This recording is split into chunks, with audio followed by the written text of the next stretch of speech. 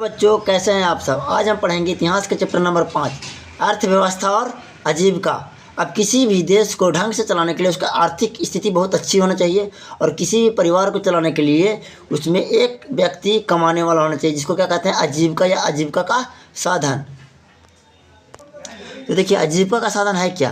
तो मुख्य रूप से जैसे हम लोग कमाने के लिए क्या करते हैं कि कोई फैक्ट्री में काम करता है, कोई खेती में काम करता है, तो ये सब क्या है, उसका आजीविका का साधन, यानी कि जीवित रहने के लिए उसकी मौलिक आवश्यकताओं को पूर्ति करने के लिए वो कुछ धन कमा रहा है, वही आजीविका का वो साधन है। अब हम लोग देखते हैं उद्योगीकरण। तो उद्योगीकरण क्या है। तो उद्योगीकरण एक ऐसी प्रक्रिया है जिसमें वस्तुओं का उत्पादन मानव श्रम द्वारा न होकर के मशीनों द्वारा कारखानों में किया जाता है। जैसे देखिए, उसमें भी काम मानव ही करता है, लेकिन मानव के साथ साथ क्या होता है कि ये मशीन द्वारा काम होता है और उत्पादित बृहद पैमाने पर होता है। जो उत्पादन होता है तो बृहद बहुत ज़्यादा पैमाने पर होता है और उत्पादित वस्तुओं की खपत के लिए बड़े बाजार की आवश्यकता होती है। अब देखिए, उद्योगीकरण का शुरुआत कहाँ से हुआ था। तो इंग्लैंड से हुआ था और किसी राष्ट्रीय अर्थव्यवस्था का मूल आधार कृषि एवं उद्योग ही है। अब देखिए, आदि उद्योगीकरण क्या है। तो उद्योगीकरण के ठीक पहले के दौर के आदि उद्योगीकरण कहा जाता है। जैसे उद्योगीकरण जब शुरू हुआ ना, आधुनिक उद्योगीकरण, उसके पहले का जो दौर था उसे क्या कहते हैं, आदि उद्योगीकरण। इसमें मानव श्रम से कुटीर उद्योग द्वारा उत्पादन किया जाता था और कुटीर उद्योग विकासोन्मुख था, यानी कि विकास पर था, अपने उत्कर्ष पर था, बहुत ज़्यादा विकसित था कुटीर उद्योग उस समय। अब देखिए, उपनिवेशवाद। किसी शक्तिशाली देश द्वारा अपने आर्थिक हितों की प्राप्ति के लिए किसी कमज़ोर देश पर राजनीतिक, सामाजिक एवं सांस्कृतिक आधिपत्य, यानी कि सांस्कृतिक तौर पर उस पर कब्जा किया गया हो, तो इस प्रक्रिया क्या कहते हैं, उपनिवेशवाद कहते हैं। जैसे कि 19वीं शताब्दी में क्या था, 18वीं शताब्दी में इंग्लैंड भारत पर कब्जा किए हुए था, तो क्या था, तो भारत उस समय इंग्लैंड का उपनिवेश था, जिसको गुलाम भी कहा जाता है। देखिए, निरोधोगीकरण। उद्योगीकरण के कारण भारत में कुटीर उद्योग बंद होने के कगार पर पहुंच गया। इसे ही निरोधोगीकरण कहा जाता है, कि उद्योगीकरण धीरे धीरे नष्ट होते गए। जो छोटे छोटे उद्योग थे वो नष्ट होते गए। अब देखिए, बड़ा बंदी प्रथा। 18वीं शताब्दी के अंतिम वर्षों में बड़ा बंदी प्रथा की शुरुआत हुई, जिसमें जमींदारों ने छोटे छोटे खेतों को खरीद कर बड़े बड़े कृषि फार्म में परिवर्तित किया और उसकी घेराबंदी की, यानी कि उसके चारों तरफ से तार लगा दिया था। ये खास करके इंग्लैंड जैसे देशों में हुआ था। अब देखते हैं उद्योगीकरण के कारण क्या क्या थे। तो देखिए, नए नए मशीनों का आविष्कार हुआ, कोयला एवं लोहे की प्रचुरता, फैक्ट्री प्रणाली की शुरुआत, सस्ते श्रम की उपलब्धता, यानी कि सस्ते श्रमिक बहुत आसानी से मिल जा रहे थे, यातायात की सुविधा, अब विशाल उपनिवेशिक स्थिति, यानी कि जो पश्चिमी देश थे तो बहुत सारे देशों को गुलाम बना कर रखा था। तो क्या करते थे कि अपने उत्पादित वस्तुओं को अपने उपनिवेशिक देशों में बेच देते थे और उनके उपनिवेशिक जो देश थे, उपनिवेश देश, उनसे उन्हें कच्चा माल मिल जाता था। अब देखिए, फैक्ट्री प्रणाली या फिर कारखाना पद्धति। देखिए, बृहद पैमाने यानी बड़े पैमाने पर वस्तुओं का उत्पादन मशीनों द्वारा कारखानों में करना ही फैक्ट्री प्रणाली कहलाता है। अब देखिए, नए नए मशीनों का आविष्कार, पूंजी निवेश, सस्ते श्रम की उपलब्धता फैक्ट्री प्रणाली के विकास के मुख्य कारण थे। अब देखिए, ब्रिटेन में लंकाशायर और मैनचेस्टर सूती वस्त्र उद्योग का बड़ा केंद्र था। अब देखिए, ब्रिटेन में साउथ वेल्स ऊन उत्पादन का केंद्र था। अब देखिए, उद्योगीकरण के परिणाम, यानी उद्योगीकरण से क्या क्या हुआ। देखिए, नगरों का विकास हुआ, कुटीर उद्योगों का पतन, यानी कुटीर उद्योग विनाश के कगार पर। जो छोटे छोटे उद्योग थे, घरेलू उद्योग, वो विनाश कर गए, हो गए, खत्म हो गया, अपना नष्ट हो गया। अब साम्राज्यवाद का विकास हुआ, समाज में वर्ग विभाजन एवं बर्जुआ वर्ग का उदय हुआ, फैक्ट्री मजदूर वर्ग का जन्म हुआ और श्रम पद्धति का शुरुआत है हुआ। इन सभी को हम आएगा करके पढ़ेंगे। अब देखते हैं साम्राज्यवाद क्या है। तो सैन्य एवं अन्य तरीके से विदेशी भूभाग के प्रदेशों पर अपने अधीन करना और अपना राजनीतिक प्रभुत्व स्थापित करना ही क्या कहलाता है, साम्राज्यवाद कहलाता है। अब देखिए, बर्जुआ वर्ग क्या है। तो उद्योगीकरण के परिणाम स्वरूप मध्यवर्गीय बर्जुआ वर्ग की उत्पत्ति हुई। यह वर्ग आधुनिक शिक्षा प्राप्त था जिसके आगे चल कर के देश की राष्ट्रीय आंदोलन में महत्वपूर्ण भूमिका निभाई। देखिए साम्राज्यवाद भी बहुत इंपॉर्टेंट है, दे सकता है, बर्जुआ वर्ग भी दे सकता है, असलम पद्धति, इसको स्लम पद्धति भी बोलते हैं और असलम पद्धति। और देखिए स्लम पद्धति है क्या, तो औद्योगिकरण के परिणाम स्वरूप क्या हुआ कि औद्योगिक मजदूर वर्ग का उदय हुआ, यानी फैक्ट्रियों में काम करने वाले मजदूर का उदय हुआ। और ये मजदूर शहर में छोटे छोटे घरों में निवास करने के लिए बाध्य थे, क्योंकि इनके पास उतना पैसा नहीं था, कम पैसा था, तो इसलिए वो छोटे छोटे घरों में रहते थे और जहाँ कोई बुनियादी सुविधाएं उपलब्ध नहीं थी। देखिए पूरा विश्व का सबसे बड़ा स्लम कहाँ है, तो मुंबई में, जो कि भारत में है। अब ये भारत के लिए सबसे बड़ी दुख की बात है। और सबसे बड़ा स्लम कहाँ है, तो मुंबई के धारावी में है। अब देखिए नए नए मशीनों का आविष्कार। 1769 ईस्वी में जेम्स वाट ने भाप इंजन का आविष्कार किया। 1769 में वाल्टन निवासी रिचर्ड आर्कराइट ने सूत काटने का स्पिनिंग फ्रेम नामक मशीन का निर्माण किया। और 1770 ईस्वी में स्टेड हिल निवासी जेम्स हारग्रीव्स ने सूत काटने की मशीन स्पिनिंग फ्रेम जेनी बनाई थी। ये सब क्या नए नए मशीनों का विकास होने लगा था। और 1773 ईस्वी में लंकाशायर के जॉन ने फ्लाइंग शटल का आविष्कार किया था। उसके बाद क्या हुआ कि 1779 में सैमुअल क्रम्पटन ने स्पाइनिंग म्यूल बनाया, जिससे बारीक सूत काटा जाए, यानी कि महीन सूत, पतला पतला सूत काटा जा सके। अब 1785 में एडमंड कार्टराइट ने वाष्प से चलने वाला पावर लूम नामक करघा तैयार किया। ये सब मशीनें क्या चीज़ का था, ये सब जितना भी मशीन अभी दिया हुआ है सब कहीं ना कहीं कपड़ा उद्योग से ये सब संबंधित था। अब देखिए 1815 ईस्वी में हम्फ्री डेविड ने खानों में काम करने वाले लोगों के लिए क्या किया, सेफ्टी लैम्प का आविष्कार किया था। और देखिए 1815 में हेनरी बेसेमर ने शक्तिशाली भट्ठी को विकसित किया। अब देखते हैं हम लोग भारत में फैक्ट्रियों की स्थापना। अब देखिए जैसे ही भारत में फैक्ट्री की स्थापना हुआ तो समझिए कि भारत में भी औद्योगिकरण की शुरुआत हो गई। देखिए 1830 से 40 के दशक में बंगाल में द्वारकानाथ टैगोर ने 6 संयुक्त उद्यम कंपनी लगा ली थी। और भारत में सर्वप्रथम सूती कपड़े का मिल का नींव कब 1851 में मुंबई में डाला गया था, यानी कि मुंबई में सबसे पहले सूती कपड़े का मिल की स्थापना हुई कब 1851 ईस्वी में। 1854 में कावसजी नानाजी दाभार ने पहला कारखाना निर्मित किया, यानी बनाया था। और 1917 में कलकत्ता में देश की पहले जूट मिल हुकुमचंद ने स्थापित किया था। क्या नाम था उनका, हुकुमचंद। 1918 में सबसे पहले लिमिटेड कंपनी के रूप में बिरला ब्रदर्स की स्थापना हुई। और 1919 में बिरला जूट कंपनी और 1920 में ग्वालियर में जियाजी राव सूती कारखाना खुला। 1907 ईस्वी में जमशेद जी टाटा ने झारखंड का साक्षी नामक स्थान पर Tata iron and steel company की स्थापना की। इसको हम लोग टिस्को के नाम से भी जानते हैं। अब ये कई बार पूछा जाता है कि टाटा का टिस्को कंपनी का स्थापना कब हुआ था, 1907 ईस्वी में। कई बार ये दे चुका है। अब देखिए 1910 ईस्वी में Tata hydro electric power station का स्थापना की। भारत में कोयला उद्योग का प्रारंभ 1814 ईस्वी में हुआ था। ये भी क्वेश्चन पूछ देता है कि भारत में कोयला उद्योग का प्रारंभ कब हुआ, तो 1814 ईस्वी में। अब देखिए 1916 ईस्वी में ब्रिटिश सरकार ने एक औद्योगिकरण आयोग नियुक्त किया ताकि भारतीय उद्योग तथा व्यापार के विकास हेतु वित्त से संबंधित प्रयत्नों के लिए उन क्षेत्रों का पता लगाएं जिसमें सरकार सहायता दे सके। उन क्षेत्रों का पता लगाएं जिसमें सरकार सहायता दे सकते। तो देखिए 1921 में सरकार ने राजस्व आयोग नियुक्त किया और इब्राहिम राहिमुतुल्लाह आयोग का प्रधान बनाया। उस आयोग का प्रधान किसको बनाया, इब्राहिम राहिमतुल्लाह को। और भारत ने 1895 में पंजाब नेशनल बैंक और 1905 में बैंक ऑफ इंडिया और 1907 में इंडियन बैंक और 1911 में सेंट्रल बैंक, 1913 में द बैंक ऑफ मैसूर और ज्वाइंट बैंक ऑफ बैंक की स्थापना की। तो देखिए भारत का सबसे पुराना बैंक कौन हो गया? Punjab national bank. कब? 1895 में।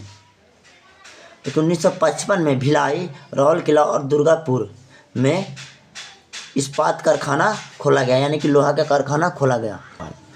वर्तमान में 7 भारत का स्टील प्लांट है जो कि सबसे बड़े हैं। तो देखिए Indian iron steel and company Hirapur, Tata iron and steel company Jamshedpur, Visvesvaraya iron and steel company Bhadravati Karnataka में, राउरकेला स्टील प्लांट कहाँ है? राउरकेला में। भिलाई स्टील प्लांट कहाँ है? तो भिलाई में। और दुर्गापुर स्टील प्लांट कहाँ है? तो दुर्गापुर में। और बोकारो स्टील प्लांट बोकारो में है। और बोकारो स्टील प्लांट को रूस की मदद से स्थापित किया गया था। तो इसमें दे सकता है कभी कभी कि बोकारो स्टील प्लांट किस देश की सहायता से स्थापित किया गया था? तो रूस की सहायता से। अब देखिए मजदूरों की आजीविका। तो 1832 ईस्वी में मजदूरों की स्थिति में सुधार के लिए सुधार अधिनियम पारित किया गया था। और 1838 में लंदन श्रमिक संघ के नेतृत्व में मजदूरों ने चार्टिस्ट आंदोलन का प्रारंभ किया। 1918 में इंग्लैंड के सभी वयस्क स्त्री पुरुष को मताधिकार प्रदान किया गया, यानी कि 1918 में इंग्लैंड में पुरुष हो या महिला सबको वोट देने का अधिकार मिल गया। भारत में 1881 ईस्वी में पहला फैक्ट्री एक्ट पारित हुआ, यानी कि फैक्ट्री एक्ट यानी फैक्ट्री कानून कब पारित हुआ? तो 1881 ईस्वी में। इसके तहत 7 वर्ष से कम आयु के बच्चों को कारखाने में काम करने पर प्रतिबंध लगा दिया गया और 12 वर्ष से कम आयु के बच्चे और महिलाओं को काम के घंटे तथा मजदूरी को निश्चित कर दिया गया था। अब देखते हैं 31 अक्टूबर 1920 ईस्वी को अखिल भारतीय ट्रेड यूनियन कांग्रेस की स्थापना हुई, जिसे का प्रधान कौन थे, यानी कि जिसके अध्यक्ष कौन थे? तो लाला लाजपत राय ने को बनाया गया था। 1920 ईस्वी को अंतर्राष्ट्रीय श्रम संगठन की स्थापना की गई। ये कई बार पूछा जा सकता है कि अंतर्राष्ट्रीय श्रम संगठन की स्थापना कब हुई? तो 1920 में। भारत में 1926 ईस्वी को मजदूर संघ अधिनियम पारित हुआ, जिसके द्वारा पंजीकृत मजदूर संघों को मान्यता प्रदान की गई। 1948 ईस्वी में न्यूनतम मजदूरी अधिनियम पारित किया गया, जिसके द्वारा उद्योगों में मजदूरी की दर को निश्चित की गई, यानी कि उससे कम मजदूरी आप नहीं दे सकते हैं। अब देखिए स्वतंत्रता प्राप्ति के बाद 1962 ईस्वी में केंद्र सरकार ने मजदूरों की स्थिति में सुधार हेतु राष्ट्रीय श्रम आयोग का गठन किया, जिसके माध्यम से मजदूरों को रोजगार उपलब्ध कराने व मजदूरी में सुधार का प्रयास किया गया। अब देखिए कुटीर उद्योग का महत्व एवं उसकी उपयोगिता को जान लिखते हैं। तो देखिए घरों में काम करने वाले कारीगर अपने हाथ अथवा हाथ से चलाए जाने वाले यंत्रों के द्वारा वस्तुओं को उत्पादन करते थे। उत्पादन की यह दौर आधि उद्योगीकरण या कुटीर उद्योग के नाम से जाना जाता है। अब देखिए कुटीर उद्योग का महत्व एवं विशेषता यह है कि यह बड़े पैमाने पर रोजगार के अवसर, कौशल में वृद्धि, उद्यमिता में वृद्धि यानी उद्योगों में वृद्धि और उपयुक्त तकनीकी का बेहतर प्रयोग और कम पूंजी निवेश तथा जनसंख्या का बड़े शहरों के प्रवाह को रोकता था। यानी कि क्या होता था ना कि कम पूंजी में और बेहतर प्रयोग से क्या होता था कि उद्योग चलता था और इससे बहुत ज़्यादा लोगों को रोज़गार मिलता था। और सबसे बड़ा फ़ायदा ये होता था कि कुटीर उद्योग से जो लोग शहरों में, बड़े शहरों में जाते हैं, क्या करते थे कि अपने गाँव में या अपने कस्बों में रह करके बड़े पैमाने पर रोज़गार की प्राप्ति किया करते थे। अब देखिए आधुनिक औद्योगिक प्रणाली के विकास से पूर्व यानी पहले भारत कुटीर उद्योग बहुत ही समृद्ध स्थिति में था। भारतीय मलमल और छींट तथा सूती वस्त्रों का मांग पूरे विश्व में थी। खास करके ब्रिटेन में उच्च वर्ग के लोग हाथों से बनी हुई वस्तुओं को ज़्यादा महत्व देते थे। अब देखिए भारत का कुटीर उद्योग न केवल स्थानीय आवश्यकता की पूर्ति के लिए माल उपलब्ध कराते थे, बल्कि वे निर्मित वस्तुओं का निर्यात भी करते थे। अब देखिए औद्योगिकरण के फलस्वरूप जहां वस्तुओं का उत्पादन कम समय में बड़े पैमाने पर होने लगा, वहीं भारतीय कुटीर उद्योग बंद होने के कगार पर पहुंच गए, क्योंकि मशीनों से जो निर्मित वस्तु थी उसकी तुलना में कुटीर उद्योगों द्वारा निर्मित वस्तुओं का मूल्य अधिक होता था। इस अवस्था को हम निरुद्योगीकरण कहते हैं। यानी कि कुटीर उद्योग जो समाप्त होने लगा ना, उसी को क्या कहेंगे हम, निरुद्योगीकरण। अब देखिए स्वतंत्रता के बाद क्या होता है कि भारत सरकार ने कुटीर उद्योग की उपयोगिता एवं उसके विकास के लिए नई नीतियों का निर्माण किया। अब 6 अप्रैल 1948 को औद्योगिकरण नीति के द्वारा लघु एवं कुटीर उद्योग का प्रोत्साहन दिया गया। 1952-53 में 5 बोर्ड बनाए गए जो हस्तकरघा, सिल्क, खादी, नारियल की जाटा तथा ग्रामीण उद्योग हेतु थे। यानी कि 1952-53 में 5 बोर्ड बनाए गए जो कि कुटीर उद्योगों को प्रोत्साहित करने के लिए बनाए गए थे। 1956 और 1956 से लेकर 1977 के बीच औद्योगिकरण नीति में कुटीर उद्योगों को प्रोत्साहन करने की बात कही गई थी। अब देखिए 23 जुलाई 1980 को औद्योगिकरण नीति की घोषणा पत्र जारी किया गया और जिसमें कृषि आधारित उद्योग की बात कही गई। पहला वस्तुनिष्ठ प्रश्न में देखिए तो कुछ देखते हैं हम लोग ऑब्जेक्टिव में। स्पिनिंग जेनी का आविष्कार कब हुआ था? स्पिनिंग जेनी का आविष्कार 1770 में हुआ था। अब देखिए इंग्लैंड के सभी स्त्री पुरुषों को वयस्क मताधिकार कब प्राप्त हुआ? तो 1918 ईस्वी में। ये बहुत इंपॉर्टेंट क्वेश्चन है। भारत के लिए पहला फैक्ट्री एक्ट कब पारित हुआ था? 1881 में। Tata iron and steel company की स्थापना कब हुई? तो 1907 ईस्वी में। वाष्प चलित रेल इंजन का आविष्कार किया था? तो जॉर्ज स्टीफेसन ने। मुंबई में प्रथम सूती कपड़ा मिल किस वर्ष स्थापित की गई? तो 1854 ईस्वी में। विश्व व्यापार संगठन का मुख्यालय कहाँ है? तो जेनेवा में है। सेफ्टी लैंप का आविष्कार किसने किया? तो हम्फ्री डेविड ने। भारत की पहली सूती मिल कहाँ स्थापना हुई? तो मुंबई। मुंबई को ऐसे भी ना सूती वस्त्रों का नगरी भी कहा जाता है। विश्व व्यापार संगठन का स्थापना कब किस वर्ष हुआ था? 1995 में। इसको WTO भी बोलते हैं, world trade organisation. Flying shuttle का आविष्कार किसने किया था? तो जॉन के ने। पावर लूम का आविष्कार किसने किया था? तो एडमंड कार्टराइट ने। बोनस भुगतान अधिनियम किस पंचवर्षीय योजना के दौरान बना? तो तृतीय पंचवर्षीय योजना के दौरान। अंतर्राष्ट्रीय श्रमिक संगठन का मुख्यालय कहाँ है? तो जेनेवा में है। अब देखिए भारत में पहली जूट मिल कहाँ स्थापित की गई? तो कलकत्ता में। अंतर्राष्ट्रीय मजदूर दिवस कब मनाया जाता है? तो सबको पता होगा 1 मई को। जॉन फ्लाइंग ने किस मशीन का आविष्कार किया? तो फ्लाइंग शटल का। जॉन के ने किस मशीन का आविष्कार किया? तो फ्लाइंग शटल का। पहले हम फ्लाइंग बोल दिए तो मिस्टेक हो गया था। अब देखिए 1921 में भारत द्वारा गठित स्वराज आयोग का अध्यक्ष कौन थे? तो इब्राहिम रहमतुल्ला। भारत के में प्रथम औद्योगिकरण नीति की घोषणा कब हुई? तो 1948 में। अब देखिए भारतीय लोहा और इस्पात कंपनी यानी टिस्को, यहाँ पर टी है, कहाँ स्थापित? इस भारतीय लोहा एवं इस्पात कंपनी, ये टिस्को नहीं है जी, मिस्टेक हो गया। ये कहाँ पर स्थापित हुई? तो बरनपुर में। स्वेज नहर कब खोला गया? तो 1869 में। भी बहुत इंपॉर्टेंट क्वेश्चन है। अब देखिए भारत में प्रथम सूती वस्त्र उद्योग कहाँ स्थापित किया गया? तो मुंबई में।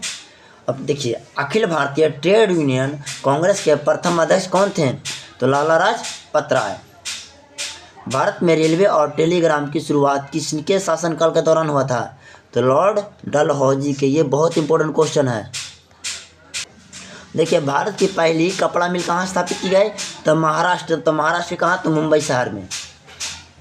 देखिए स्पिनिंग जेनी का आविष्कार किसने किया? तो जेम्स हारग्रीव्स ने। औद्योगिक क्रांति सर्वप्रथम किस देश में हुआ? तो इंग्लैंड में। जेम्स वाट ने किस यंत्र का आविष्कार किया? तो भाप इंजन का, वाष्प इंजन। 1917 में भारत में पहली जूट मिल किस शहर में स्थापित हुई थी? तो आंसर है कलकत्ता में। भारत में Tata hydro electric power station की स्थापना कब हुई? तो 1910 में। भारत में पहला कपड़ा मिल किसने खोली? तो कावासजी नानाजी दाभर ने। बुर्जुआ वर्ग किसे कहते थे? तो मध्य वर्ग को कहते थे बर्जुआ वर्ग। किस चार्टर्ड एक्ट के द्वारा व्यापार से ईस्ट इंडिया कंपनी का एकाधिकार समाप्त हो गया? तो 1858। इंग्लैंड में चार्टिस्ट आंदोलन हुआ? तो 1838 ईस्वी में। अखिल भारतीय ट्रेड यूनियन कांग्रेस की स्थापना कब हुई? तो 1920 ईस्वी में। ये बहुत इंपॉर्टेंट क्वेश्चन है। अखिल भारतीय ट्रेड यूनियन कांग्रेस की स्थापना कब हुई? तो 1920 ईस्वी में। भारत में न्यूनतम मजदूरी कानून किस वर्ष पारित हुआ? तो 1948 में। ये भी बहुत इंपॉर्टेंट क्वेश्चन है। राष्ट्रीय श्रम आयोग की स्थापना किस वर्ष हुई? तो 1962 में। औद्योगिक नीति घोषणा कब जारी हुआ? तो 1980 जुलाई 1980 में। अब देखिए, भारत सरकार की किस औद्योगिक नीति द्वारा लघु एवं कुटीर उद्योग को प्रोत्साहित कर दिया गया? तो 1948 की। रेशम मार्ग कहाँ से आरंभ होता है? तो चीन से आरंभ होता है। ये कई बार क्वेश्चन पूछा जा चुका है कि रेशम मार्ग कहाँ से आरंभ होता है? तो चीन से। अब देखते हैं हम लोग अति लघु उत्तरीय प्रश्न को। अब देखिए, फैक्ट्री प्रणाली के विकास के 2 कारणों को बताया। तो देखिए, पहला कारण नए नए मशीनों का आविष्कार और सस्ते श्रमिक उपलब्धता के कारण फैक्ट्री प्रणाली का विकास हुआ था। इसका मुख्य कारण था। बर्जुआ वर्ग की उत्पत्ति कैसे हुई? तो औद्योगिकरण के परिणाम स्वरूप मध्यवर्गीय बुर्जुआ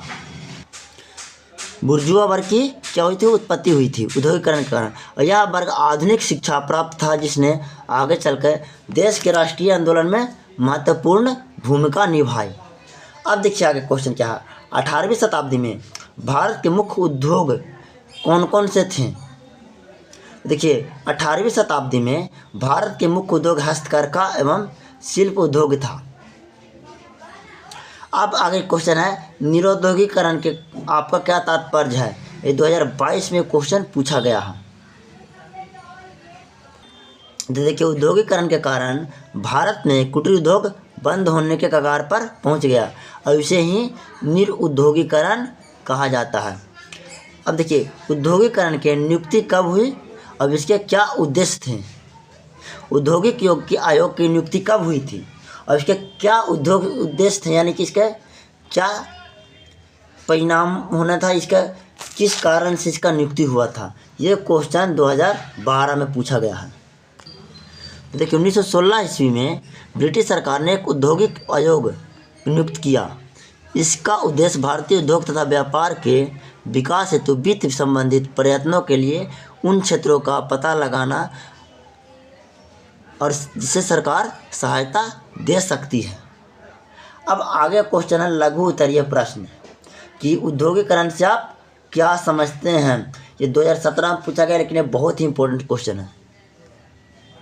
तो देखिए, औद्योगिकरण एक ऐसी प्रक्रिया है जिसमें वस्तुओं का उत्पादन मानव श्रम द्वारा ना होकर के मशीनों द्वारा कारखाने में किया जाता है। अब इसका उत्पादन बृहद पैमाने पर होता है और उत्पादित वस्तुओं की खपत के लिए बड़े बाजार की आवश्यकता होती है। और ये बड़े बाजार कौन थे? तो जो देशों पर जो कब्जा करके रखा था, गुलाम बना कर रखा था, उपनिवेशिक देश ही इनके बड़े बाजार थे। जैसे कि इंग्लैंड में जो कपड़ा बनता था आधुनिक मशीनों के द्वारा, तो उसका सबसे ज़्यादा खपत कहाँ होता था? तो भारत में होता था। और भारत में क्या होता था कि भारत में जो कपड़ा बनता था वो हस्तकरघा द्वारा बनता था। यहाँ कपड़ा महंगा होता था और उतना अच्छा क्वालिटी का नहीं था, जिसके कारण क्या हुआ कि यहाँ के जो कुटीर उद्योग थे ना, नष्ट होने लगे और वो निरुद्योगीकरण का दौर शुरू हो गया। अब देखिए, औद्योगिकरण ने मजदूरों की आजीविका को किस तरह प्रभावित किया? ये 2015, 18, 19, 20, 21 और 24 में पूछा गया है। देखिए, औद्योगिकरण के कारण घरेलू उद्योग के मालिक अब मजदूर बन गए थे। जो कुटीर उद्योग चलाते थे वो अब मजदूर बन गए थे। इनके आजीविका उद्योगपतियों के द्वारा दिए गए वेतन यानी कि तनख्वाह पर निर्भर था, पेमेंट पर निर्भर था। और उस समय इंग्लैंड में कानून मिल मालिकों के समर्थन में था। औरतों एवं बच्चों से 16 से 18 घंटों तक काम लिया जाता था और मशीनों एवं यंत्रों के सामने घरेलू हस्तनिर्मित उद्योगों का विकास संभव नहीं था। इन्हीं कारखानों ने उन्हें बेरोजगार बना दिया और फैक्ट्रियों में काम करने वाले मजदूरों का जीवन कम था, क्योंकि वे क्या करते थे कि इतना ज़्यादा काम 16 से 18 घंटों का काम करेगा तो उसका स्वास्थ्य पर क्या असर पड़ेगा? बुरा प्रभाव पड़ेगा। औद्योगिकरण ने ही मजदूरों की आजीविका के साधन को समाप्त कर दिया था और यह दैनिक उपभोक्ता की वस्तुओं को भी खरीदने की स्थिति में नहीं थे, यानी कि उनका आय बहुत कम था। अब देखिए, श्रम पद्धति की शुरुआत कैसे हुई? 14 में ये क्वेश्चन पूछा गया है और 16 में और 21 में। तो औद्योगिकरण के परिणाम स्वरूप औद्योगिक मजदूर वर्ग का उदय हुआ और ये मजदूर शहरों में छोटे छोटे घरों में निवास करने के लिए बाध्य थे, जहाँ कोई बुनियादी सुविधा नहीं थी। न्यूनतम मजदूरी कानून कब पारित हुआ और इसके क्या उद्देश्य थे? तो 1948 ईस्वी में न्यूनतम मजदूरी अधिनियम पारित किया गया। अब इसके द्वारा उद्योगों में मजदूरों के लिए मजदूरी की दरें निश्चित की गई, यानी कि आपको इतना पेमेंट देना है, उससे कम आप पेमेंट नहीं दे सकते हैं, किसी को भी वेतन उससे कम आप नहीं दे सकते हैं। अब देखिए, कोयला एवं लौह उद्योग ने औद्योगिकरण को गति प्रदान कैसे की? 2017 और 2018 में ये क्वेश्चन पूछा गया है। अब देखिए, कोयला एवं लोहा दोनों को औद्योगिकरण का आधार माने जाते हैं, क्योंकि कोयला ईंधन की ज़रूरतों को पूरा करता है और लोहा मशीनों को निर्माण में काम आता है। और कोई भी कारखाना बिना ईंधन और बिना मशीन के नहीं चल सकता है। अतः क्या था? कोयला एवं लोहा औद्योगिकरण की गति में तीव्रता प्रदान करता है। अब बताइए, कोई भी मशीन है तो बिना लोहा का तो बनेगा नहीं। आज ही कोई बिल्डिंग बनाई, ऐसा कोई भी बिल्डिंग है जो कि बिना लोहा का बनता है? ऐसा कोई भी मशीन है जो बिना लोहा का बनता हो? अदर धातु का इस्तेमाल होता है, लेकिन सबसे ज़्यादा धातु कोयला लोहा का इस्तेमाल होता है। और उस समय क्या था कि ईंधन में आज भी हो, तो आज भी ईंधन के रूप में ना कोयला का इस्तेमाल होता, चाहे बिजली का इस्तेमाल रूप में हो, चाहे किसी और चीज़ के रूप में हो। अब देखिए, औद्योगिक क्रांति क्या है? 2013 में ये सवाल पूछा गया है। तो वस्तुओं को उत्पादन मानव श्रम द्वारा नहीं करके मशीनों द्वारा कारखानों में बड़े पैमाने पर उत्पादन करना ही क्या कहलाता है? औद्योगिक क्रांति कहलाता है। अब देखिए, घरेलू और कुटीर उद्योग की परिभाषा को परिभाषित करें, यानी कि घरेलू और कुटीर उद्योग किसे कहते हैं? इस तरीक़ा से भी क्वेश्चन आएगा, तो यही क्वेश्चन का आंसर लिखना है। 2015 में क्वेश्चन पूछा गया है। देखिए, कुटीर उद्योग घरों में काम आने वाले कारीगर अपने हाथ अथवा हाथ द्वारा चलाए जाने वाले यंत्रों द्वारा वस्तुओं का उत्पादन करते थे। इसे कुटीर उद्योग के नाम से जाना जाता है। लघु उद्योग वैसा उद्योग जिसमें उत्पादन ऊर्जा से चलने वाले मशीनों से किया जाता है, उसे लघु उद्योग कहते हैं। ठीक है, कुटीर उद्योग का भी परिभाषा आपको मिल गया और लघु उद्योग का भी परिभाषा मिल गया। अब देखिए, औद्योगिकरण क्रांति के 2 नकारात्मक प्रभावों को बताएं। 2021 में क्वेश्चन पूछा गया है। तो औद्योगिक क्रांति के नकारात्मक प्रभाव निम्नलिखित हैं। पहला, औद्योगिक क्रांति के कारण समाज में पूंजीपति और श्रमिक वर्ग का उदय हुआ, तब पूंजीपतियों ने श्रमिकों का शोषण किया। दूसरा, औद्योगिक क्रांति के कारण उपनिवेशवाद का शुरुआत हुआ, जिसमें शक्तिशाली देशों ने कमज़ोर देशों पर अपना साम्राज्य बनाकर शोषण किया। जैसे इंग्लैंड से अंग्रेज लोग या पुर्तगाली लोग भारत में क्या करने आए थे? व्यापार करने आए थे, और व्यापार करते करते यहाँ के कुछ जायचंदों का अपने में मिला लिया और फिर भारत को अपना उपनिवेश यानी गुलाम बना लिया था। दीर्घ उत्तरीय प्रश्न, औद्योगिकरण के कारणों का उल्लेख करें। तो औद्योगिकरण के निम्नलिखित कारण थे। पहला, नए नए मशीनों का आविष्कार। तो 18वीं शताब्दी में उत्तरार्ध यानी कि 18वीं शताब्दी के बाद ब्रिटेन में नए नए यंत्र और मशीनों का आविष्कार ने औद्योगिक जगत में ऐसी क्रांति का सूत्रपात किया, यानी कि ऐसा क्रांति का उद्घोष किया जिससे औद्योगिकरण एवं उपनिवेशवाद दोनों का मार्ग प्रशस्त हुआ। अब देखिए, मशीन ही नहीं रहेगा फैक्ट्री में तो चलेगा किस चीज़ से फैक्ट्री? तो इसलिए मशीन का जब आविष्कार हुआ तो क्या हुआ कि फैक्ट्री बनना शुरू हुआ और उसमें मजदूर लोग काम करना शुरू किए। अब देखिए, कोयला एवं लोहे की प्रचुरता यानी कि अधिकता। उद्योग की प्रगति कोयला एवं लोहे पर बहुत अधिक निर्भर करती है, इसलिए अंग्रेज़ों ने इस पर बहुत अधिक ध्यान दिया। ब्रिटेन में कोयला एवं लोहे की खान थी और वाष्प इंजन बनाने के बाद अपने देश के लिए तथा निर्यात करने के लिए रेलवे इंजन तैयार होने लगे थे। अब देखिए, तीसरा, फैक्ट्री प्रणाली की शुरुआत। तो मशीनों एवं नए नए यंत्रों के आविष्कार में फैक्ट्री प्रणाली को विकसित किया और इसके फलस्वरूप उद्योग तथा व्यापार के नए नए केंद्रों का जन्म हुआ था। अब क्वेश्चन है संस्थित श्रम की उपलब्धता। तो औद्योगिकरण में ब्रिटेन में संस्थित श्रम की आवश्यकता अब भूमिका भी अग्रगण्य रही। अब 18वीं शताब्दी के अंतिम वर्षों में बारबंदी प्रथा की शुरुआत हुई, जिसमें क्या होता था कि से जमींदार छोटे छोटे खेतों को खरीद करके बड़े बड़े फार्म हाउस स्थापित किया करते थे और क्या करते थे ना कि उसे चारों तरफ तार से घेर दिया करते थे। और जो अपनी ज़मीन बेच देने वाले छोटे किसान भूमि मजदूर बन गए और यह आजीविका उपार्जन के लिए काम धंधा की खोज में निकटवर्ती यानी कि जो नज़दीक में जो शहर था वहाँ चले गए। अब इस तरह मशीन द्वारा फैक्ट्री में काम करने के लिए मजदूर कम मजदूरी पर तैयार हो जाते थे और सस्ते श्रम ने उत्पादन के क्षेत्र में सहायता पहुंचाई। अब देखिए यातायात की सुविधा यानी कि आने जाने की सुविधा। तो फैक्ट्री में उत्पादित वस्तुओं को एक जगह से दूसरे जगह ले जाने और कच्चा माल को फैक्ट्री तक लाने के लिए ब्रिटेन ने यातायात की अच्छी सुविधा उपलब्ध थी। रेल मार्ग शुरू होने से पहले नदियों एवं समुद्र के रास्ते व्यापार होता था। जहाजरानी उद्योग में यह विश्व में अग्रणी देश था और सभी देशों का सामान आयात और निर्यात किया करता था। मुख्यतः ब्रिटेन के व्यापारिक जहाजी बेड़े से होता था, जिसका आर्थिक लाभ औद्योगिकरण की गति दूर करने में सहायक बना। अब देखिए क्या है विशाल उपनिवेशिक स्थिति।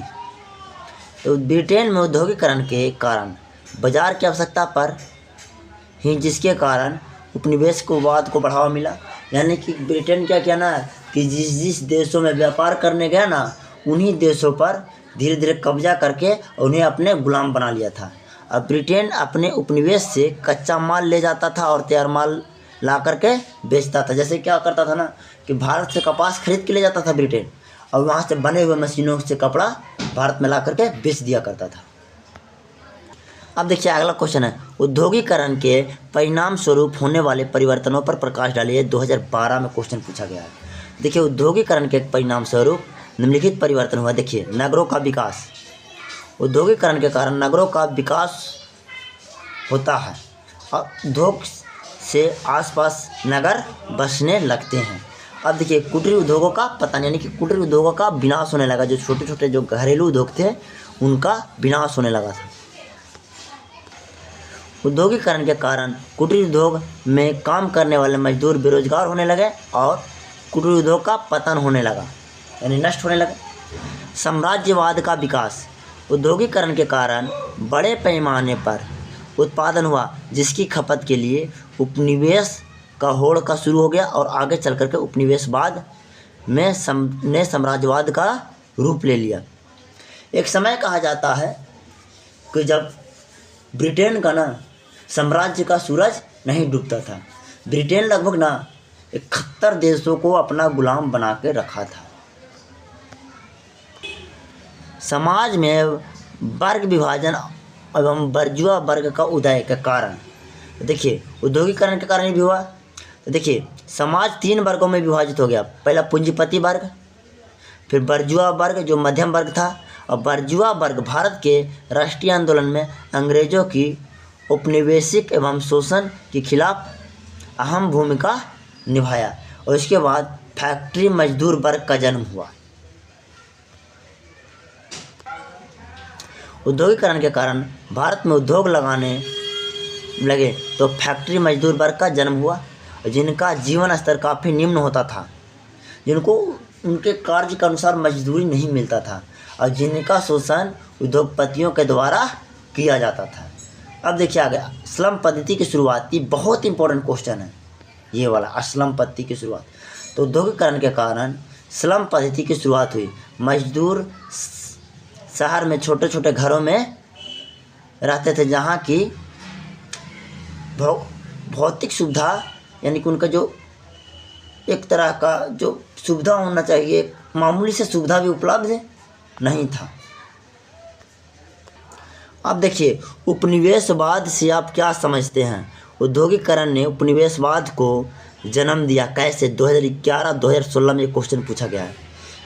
तो देखिए, किसी शक्तिशाली देश द्वारा अपने आर्थिक हितों की प्राप्ति के लिए कमज़ोर देश पर राजनीतिक, सामाजिक एवं सांस्कृतिक आधिपत्य स्थापित करने की प्रक्रिया उपनिवेशवाद कहलाता है। यानी कि राजनीतिक, सामाजिक और सांस्कृतिक तौर पर उस पर कब्जा करना क्या कहलाता है? उपनिवेशवाद कहलाता है। मशीनों का आविष्कार तथा फैक्ट्रियों का स्थापना से उत्पादन में काफ़ी वृद्धि हुई और उत्पादित वस्तुओं की खपत के लिए ब्रिटेन तथा आगे चलकर यूरोप के अन्य देशों को, जहां कारखाने की स्थापना हो चुकी थी, बाजार की आवश्यकता पड़ी। इससे उपनिवेशवाद को बढ़ावा मिला और इसी क्रम में भारत ब्रिटेन का एक विशाल उपनिवेश के रूप में उभरा। यानी कि भारत को गुलाम बना लिया था ब्रिटेन और भारत सबसे बड़ा उपनिवेश था ब्रिटेन का। क्योंकि उस समय जब भारत उपनिवेश था, तो देखिए, भारत भी था, पाकिस्तान था, बांग्लादेश था, यहाँ तक कि म्यांमार भी था उसमें। तो क्षेत्रफल के हिसाब से भी बहुत बड़ा उपनिवेश था भारत।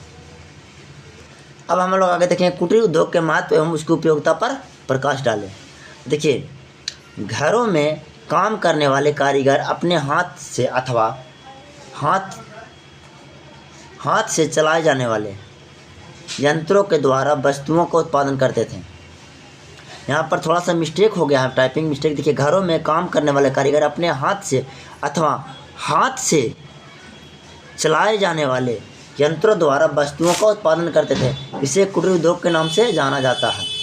कुटीर उद्योग का महत्व और विशेषता है कि यह बड़े पैमाने पर रोजगार के अवसर, कौशल में वृद्धि और उद्यमिता में वृद्धि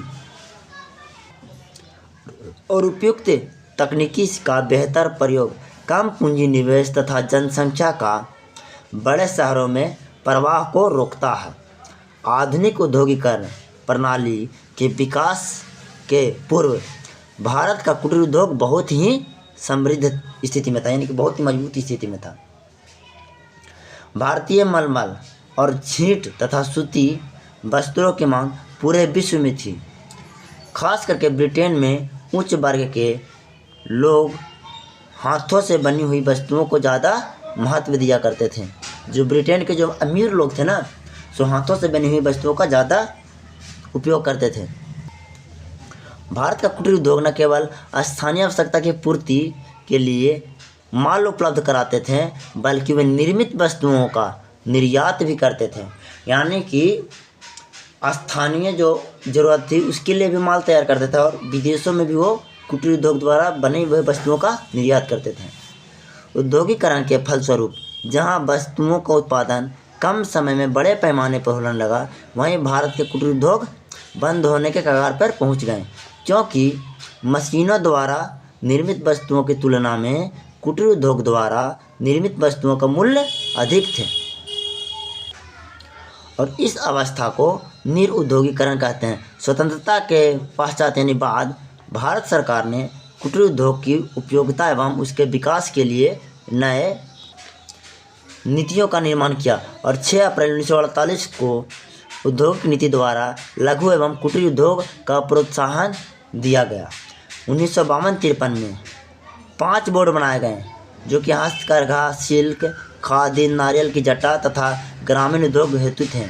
1956 से 77 में औद्योगिक नीति में कुटीर उद्योग को प्रोत्साहन की बात कही गई और 23 जुलाई 1980 को औद्योगिक नीति पत्र जारी किया गया जिसमें कृषि आधारित उद्योग की बात कही गई। देखिए, अब आपका अगला सवाल है, औद्योगिकरण के कारण सिर्फ आर्थिक ढांचे को ही प्रभावित नहीं किया बल्कि राजनीतिक परिवर्तन का भी मार्ग प्रशस्त किया। कैसे? देखिए, औद्योगिकरण के कारण वास्तव में न सिर्फ आर्थिक ढांचे को प्रभावित करना था वरन इसमें राजनीतिक परिवर्तन के मार्ग को भी प्रशस्त कर दिखाया। स्वतंत्रता प्राप्ति के बाद भारत सरकार ने जहां एक तरफ कुटीर उद्योग को बढ़ावा दिया, वहीं दूसरी तरफ औद्योगिकरण प्रक्रिया भी आगे बढ़ने लगी। अब रसायन एवं बिजली जैसे औद्योगिक क्षेत्रों का विस्तार होने लगा था तथा विद्युत, इलेक्ट्रिक एवं स्वचालित मशीनें यानी ऑटोमेटिक मशीनों का प्रयोग किए जाने लगा। 19वीं शताब्दी में ब्रिटेन की औद्योगिक नीति ने जिस तरह औपनिवेशिक शोषण की शुरुआत की, भारत में राष्ट्रवाद की नींव उसका प्रतिफल था। यानी कि ब्रिटिश औपनिवेशिक ने वादियों ने क्या किया कि यहाँ के मजदूरों का शोषण किया, जिसके वजह से यहाँ के मजदूर के अंदर राष्ट्रवाद का भावना जगा और देश की आज़ादी में बहुत बड़ा उनका भी योगदान रहा। और यही कारण था कि जब महात्मा गांधी ने असहयोग आंदोलन की शुरुआत की तो राष्ट्रवादियों के साथ अहमदाबाद एवं खेड़ा मिल मजदूरों ने भी उनका साथ दिया। महात्मा गांधी ने विदेशी वस्तुओं को बहिष्कार एवं स्वदेशी वस्तुओं को अपनाने पर बल डालते हुए कुटीर उद्योगों को पुनर्जीवित करने का प्रयास किया तथा उपनिवेशवाद के खिलाफ उसका प्रयोग किया। पूरे भारत के मिलों में काम करने वाले मजदूरों ने भारत छोड़ो आंदोलन में उसका साथ दिया। अब शुरू हुआ था तो 1942 ईस्वी में, ठीक।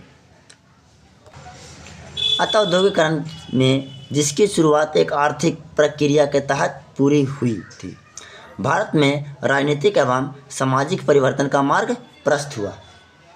यानी कि सामाजिक एवं राजनीतिक मार्ग में बदलाव होना शुरू हुआ।